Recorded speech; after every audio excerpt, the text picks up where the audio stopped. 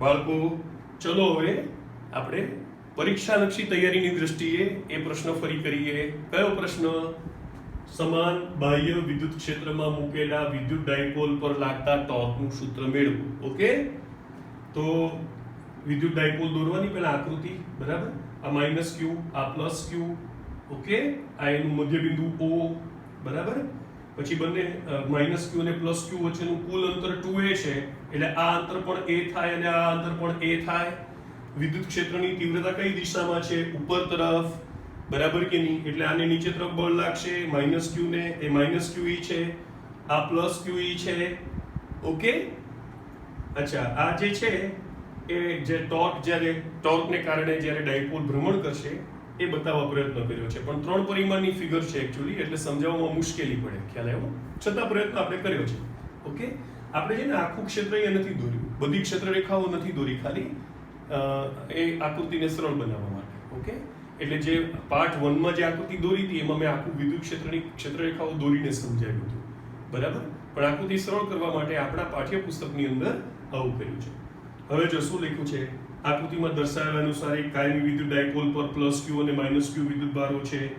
તેની dipole moment vector P q × 2a છે, આપણને ખબર છે, બરાબર કે નહીં? હવે તેને ક્યાં મૂકેલી છે? તેને સમાન વિદ્યુત ક્ષેત્ર વેક્ટર E માં મૂકેલ છે. બધું વર્ણન આપ્યું, બરાબર કે નહીં? હવે પ્લસ ક્યુ પર લાગતું બળ કેટલું છે? પ્લસ ક્યુ ઈ કઈ દિશામાં? તો કે વિદ્યુત ક્ષેત્રની દિશામાં. માઇનસ ક્યુ પર લાગતું બળ કેટલું છે? માઇનસ ક્યુ ઈ કઈ દિશામાં? વિદ્યુત ક્ષેત્રની વિરુદ્ધ દિશામાં, બરાબર ને? તો ડાયપોલ પર લાગતું કુલ બળ કેટલું થયું? તો કે F plus plus F minus.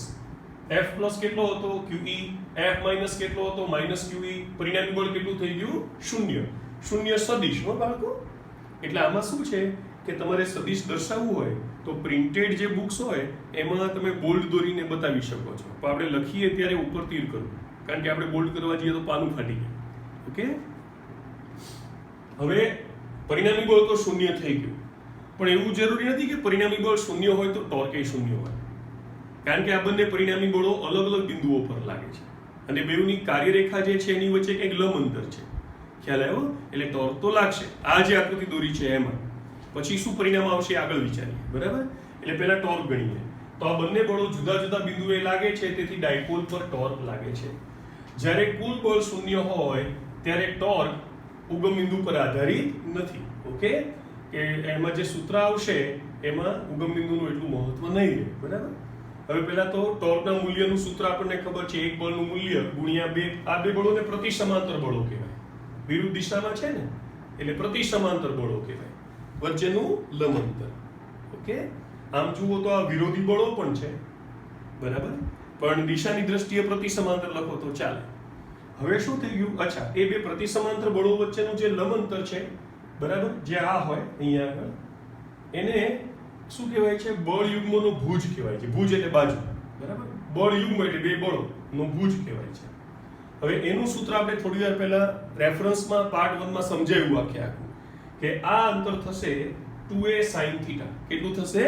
2a sin θ. આ બે બળો છે પ્રતિ સમાંતર બળો, એની વચ્ચેનું જે લંબ અંતર છે એ થશે 2a sin θ, બરાબર?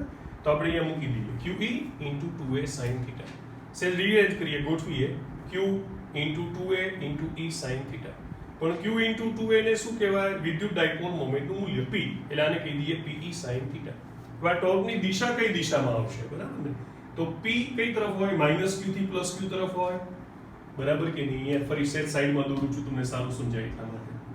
P કઈ તરફ હોય? માઇનસ Q થી પ્લસ Q તરફ હોય. E કઈ તરફ છે? અહીંયા દોરો કે અહીંયા દોરો? ઉપર તરફ છે. તો P થી E તરફ જમણા હાથની આંગળીઓ ફેરવશો તો બહાર તરફ આવશે, એટલે આ ટોર્કની દિશા આ પાનને લંબ બહારની દિશામાં છે. માટે સદિશ સંબંધ થયો vector tau = vector P cross vector E. એને કારણે આ ફરીને આમ થવા ટ્રાય કરશે, ખ્યાલ આવ્યો? આમ. એટલે આ ટોર્ક ડાયપોલને વિદ્યુત ક્ષેત્ર વેક્ટર E ને સમાંતર બનાવવા પ્રયત્ન કરે છે, બરાબર કે નહીં? જ્યારે વેક્ટર P અને વેક્ટર E સમાંતર બનશે, બરાબર કે નહીં? આમ થઈ જશે ને આ ત્યારે એનો માઇનસ Q નીચે આવી જશે અને પ્લસ Q ઉપર આવી જશે, ત્યારે P અને E સમાન દિશામાં થઈ જશે, તો θ 0 થઈ ગયો, તો sin θ પણ કેટલા થઈ જાય? 0. અને માટે ટોર્ક કેવું થઈ જાય? 0. બરાબર. એટલે જ્યારે વેક્ટર P અને વેક્ટર E સમાંતર બને છે ત્યારે ટોર્ક કેવું થઈ જાય છે? શૂન્ય. હવે આ છે ને આપણે સમાન વિદ્યુત ક્ષેત્ર લીધું છે, પણ જો અસમાન વિદ્યુત ક્ષેત્ર હોય તો પરિણામી બળ જ શૂન્ય ન થાય, અને માટે પરિણામી બળ પણ શૂન્ય ન હોય અને કંઈક ટોર્ક પણ લાગે. ઓકે, બરાબર તૈયાર કરજો.